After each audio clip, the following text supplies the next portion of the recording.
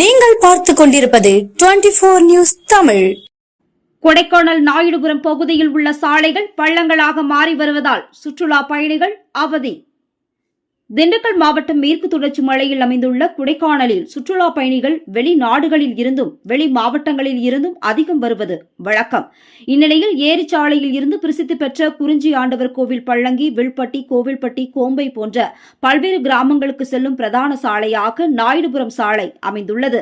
இந்நிலையில் அப்பகுதிக்கு அரசு பேருந்து, அவசர தேவைகளுக்கான 108 ஆம்புலன்ஸ், மேலும் நாயுடு சாலையில் அமைந்துள்ள தீயணைப்புத்துறை வாகனங்கள் செல்லும் பிரதான சாலையாக உள்ளது.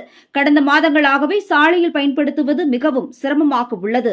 இதனை கண்டுகொள்ளாமல் இருக்கும் அரசு அதிகாரிகள் உடனடியாக சாலையை சீரமைத்து பொதுமக்களுக்கு இடையூறு இல்லாத பயணத்தை கொடுக்க வேண்டும் என்பது கோரிக்கையாக எழுந்து வருகிறது. மேலும் இதனால் நாயுடுபுர சாலையில் 1 மணி நேரம் காத்திருந்து செல்லும் அவல நிலை சுற்றுலா பயணிக்கு ஏற்பட்டு வருகிறது.